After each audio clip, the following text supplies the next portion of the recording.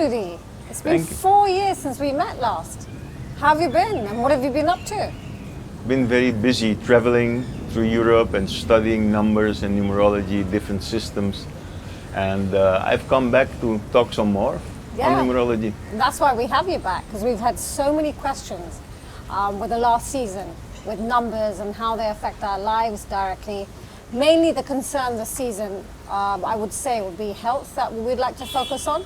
It's just because so many people had questions about how numbers affect their health. So my question to you here was, which aspect of numerology works more with us? Is it the name number of numerology? Is it our birth number primarily, or is it the psychic number? Most influential is the psychic number, the day on which we are born. And this number also gives indication of the element. Like, let's go to number 1. People born on the 1st of the month, the 10th of the month, 28th of the month. Well, I'm born on the 28th, so I'm intrigued to know. Right. So there is little difference in the effect because the combination of numbers create their own effect. But looking at the number 1, you see that typically number 1 persons will have a strong body, a strong health in general. So they don't get sick easily. And if they get sick, they can pick themselves up and come out of it. Okay. Because they are governed by the fire element. And this fire element makes them temperamental, makes them quick. And in course of their life, if they don't take care of food and do not exercise their body, then the structure of the spine can be disturbed. And then they get problems with the nervous system, with heart. So my question to you here was, if 19 is 1 plus 9 equals 1. 10, right? 1. There's a mix of 2 energies, which is 1 and a 9. Right. So would that give a different effect on our health, or would that be the same? It has a lot of different effects. For example, 1 and 9 are both very fiery numbers. 1 is Sun, 9 is Mars. And this will enhance the fire quality. So somebody born on 19, belonging to that psychic number, will have double fire and will express this fieriness in fanatic behavior, very quick. I want it now. So there's a lot of restlessness, is it? There is a lot of power of achievement. They want to get there and they walk through the wall to get there. And this attitude can be harmful to their behavior. Although it can give a lot of profit in, for example, business or achieving a certain goal of winning at sports, it can be pushing them too far. So for health, it may create disbalance. Yeah, I actually know of someone who's born on the 19th, and it's just so, actually, it's as if you're talking about this person. Mm-hmm. Yeah. What about the number 28? That's Moon and Saturn, right? Number 28, there you see that number 2 and number 8. Number 2 is governed by water. Its element is water, and which is opposite to fire. Now, if you bring water and fire together, you get steam.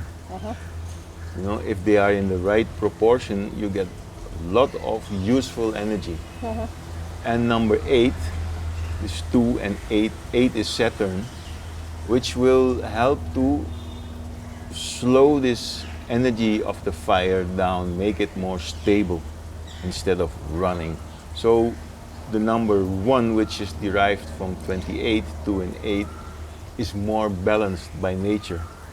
Okay. A number 1, 1 and a number 10, 1, where the 0 comes in, they can be so much involved in their own goal-oriented energy that they walk over people. You know, you just go, get out of my way, I have to want to be there.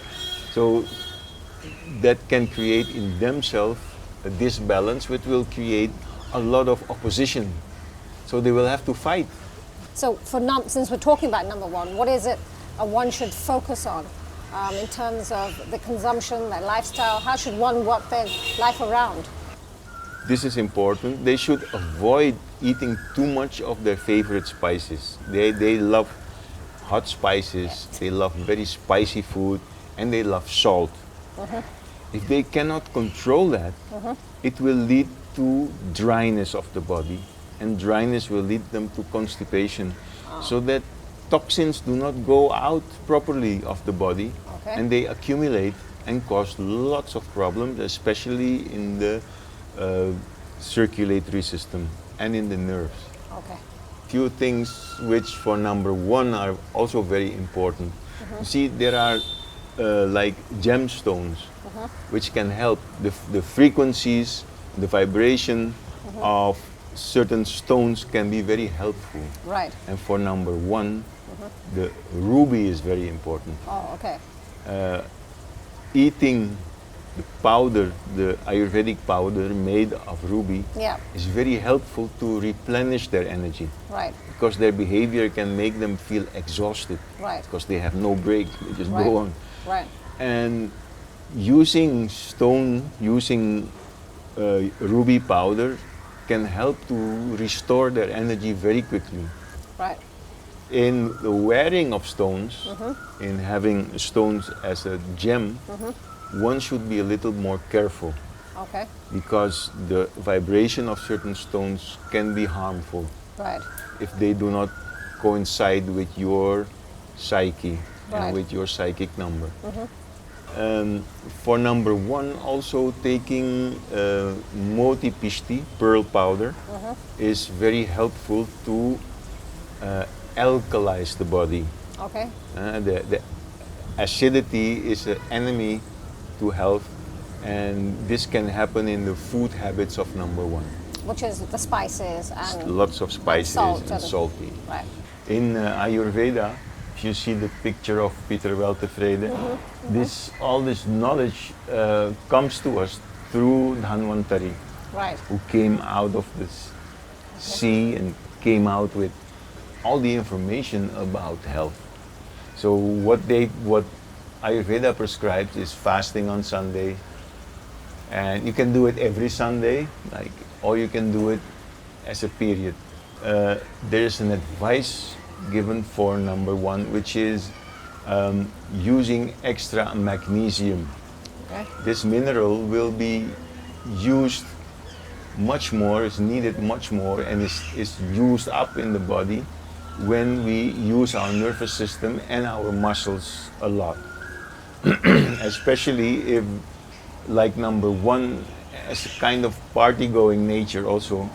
So this need for magnesium will become more. So it's good to add it as a habit. Right. And number ones need lots of it.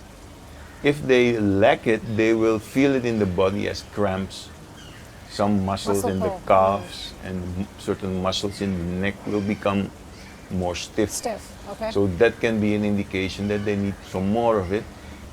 The calf muscles are like an extra heart. That's why walking is very important, not only for number one, but when we walk, this pressure in the calves helps the blood to circulate throughout the whole body. It's like a support of the heart function. Right. And when there is a lack of magnesium, that's one of the first places where you will start feeling tension and cramps and twitches in the muscle. Very interesting. Well, thank you for all this knowledge. I mean, it's been a great insight, especially me being number one. I've had so much information from you today. Thank you for it. Thank you, Rudi. Very welcome. Namaste.